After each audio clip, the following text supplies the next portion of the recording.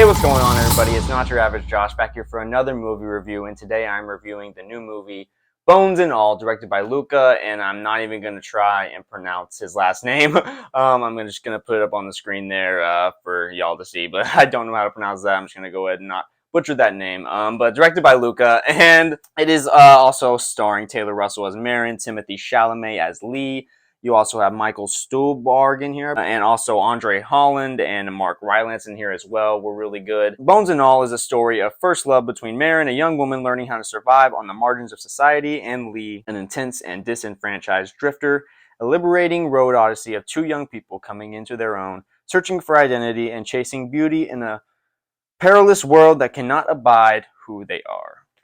Now, that is a very romantic description of this movie, and yes, this movie definitely has a lot of romantic elements in it, but there's a lot of this that is very horror-centric as well. You pretty much know what you're getting into with this movie. I will say this movie is definitely a half-and-half horror flick and romantic movie. It feels like a movie that came out in the 80s that was like a mishmash of whatever romantic, the best romantic guy you can think of at the time of the 80s, and like Robert Rodriguez or something. This movie feels like just so different than any movie that comes out just period, not even just today, but anytime ever. Start off with the performances. Taylor Russell as Marin, she was really good here. As I mentioned in the description, she has this this love story with Timothy Chalamet's character Lee. Her character is a very sad backstory. She, for as long as she can remember, has had cannibalistic thoughts, and she craves human flesh. Basically, alive or dead. It's like a craving, like a zombie, basically, is kind of the idea I got of it. And it just, the way the movie portrays it is it can't be helped. She turns 18, she's been raised by her dad for her whole life. He ends up just leaving her and basically abandoning her at this point. And her dad, played by Andre Holland, just couldn't really manage her anymore, I guess is the best way to put it. She had killed a few people throughout her childhood growing up, I guess, and he had always hidden it from the police. And he just abandoned her at this house somewhere in the middle of nowhere. And this movie really does go through a lot of states in the country. After she's abandoned when she's 18, she's basically alone, just kind of on the run a little bit. She's basically homeless for a good while. She ends up running into Timothy Chalamet's character, and their love story kind of blossoms from that. And I will say, this movie is just so weird in so many ways. I'm very mixed on this movie overall. There's moments in this movie that are pretty beautiful, I will say. Between, the relationship that does end up happening between Taylor Russell's character and Timothy Chalamet's character, Marin and Lee. But I think in the end, the overriding issue that stops me from really liking this movie a lot is the fact that the two main characters are cannibals. And I don't know, just for me, there's certain things in movies, like when it comes to serial killers or cannibals, like serious shit, where I just can't be on your side. Like, no matter how good you may be, you're a cannibal. And this whole movie, I think, the main issue that really, like I said, stops me from really caring about the characters or liking this movie is the fact that they're cannibals. And they end up killing along the way. I'm not going to give out too much spoilers here, but they end up doing some things along the way that is kind of messed up and affects innocent people. And so I just couldn't ride with the main characters at the end of the day. And really, I will say one kind of a mixed, I guess an issue I sort of have is the fact that there really is no plot with this movie. And I get that's kind of, the point isn't necessarily for there to be this huge overriding plot. There's little things that happen along the way, but I just felt like there's just not a lot that happens in this movie. The movie that goes in the direction that this goes, you need to really be attached to the characters. And while I really did like the main character, Marin, I really did feel like she was a good person in a lot of ways. But the fact is, she still is a cannibal, even though she can't help her feelings.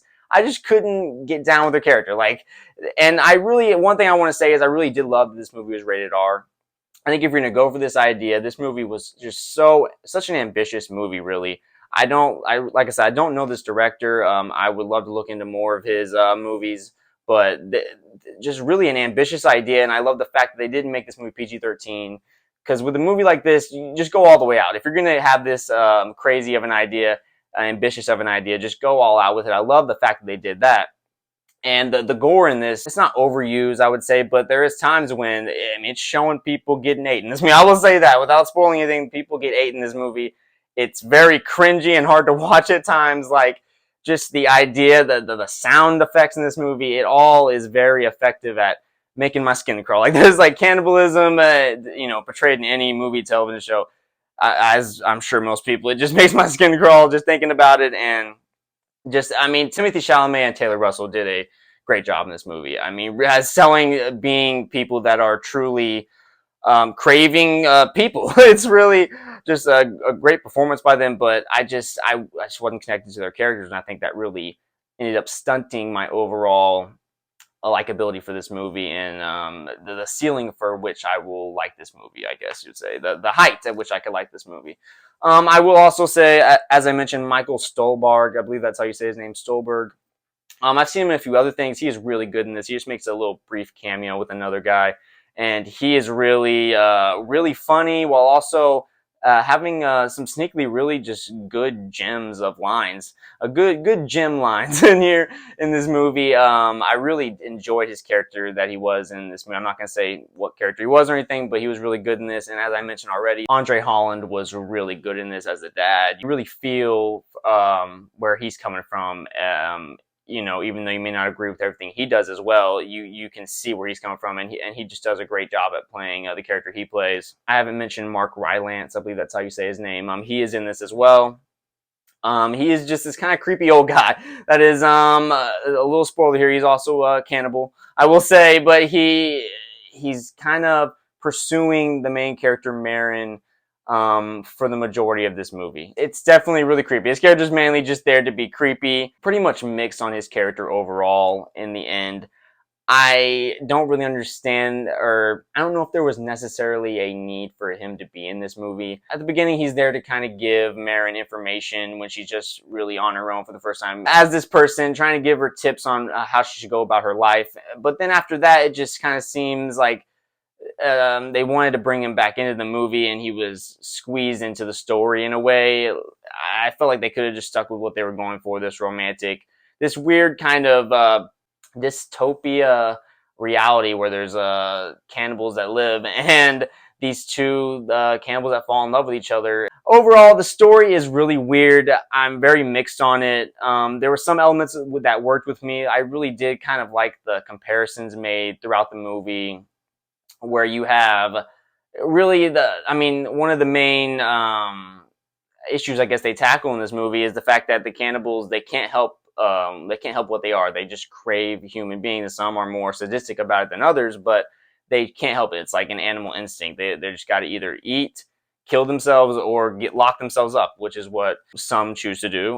But I will say, I think it is an interesting comparison to make, them being compared to drug addicts, like in our society, I guess you'd say.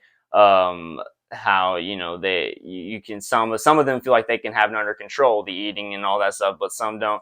I saw there's some good elements throughout this movie, but overall, I'm still very mixed. I'm really in the middle on this movie. I don't think I'd recommend you need to go out and see this in the theater, even though, I mean, if you love movies, I think it's definitely one to check out. It's something that you have not seen all year. I can pretty much almost guarantee. It's its own little thing. It was based off a book, but it's not necessarily original in that way. But if you really wanted to check it out, you can wait till it comes out on streaming or something. I mean, I don't know. I think it's going to hit everybody very differently. There is some, I think it's so cringy at times. Some people are just going to be completely turned off by it, while others might find some weird beauty. And there are beautiful moments in the romantic parts of this movie, but then a few seconds go by and then you're immediately reminded, sometimes very, very glaring and obviously, that no, these are cannibals. They're not good people, so it's very hard. I was torn throughout. I'm going to give Bones and All a 6.5 out of 10. So yeah, that is my overall thoughts about it. Be looking for more videos soon. That is it for now. I appreciate anyone who checks out my videos. Like, comment, subscribe. Follow me on TikTok, Snapchat. I'll post similar content like this, but most of my content is going to be here on this YouTube. So I appreciate anyone who is watching this. It means a lot to me. I'm just doing this for fun. It's my passion. And yeah, but that'll be it for now. Thanks for watching. I'll catch you guys later.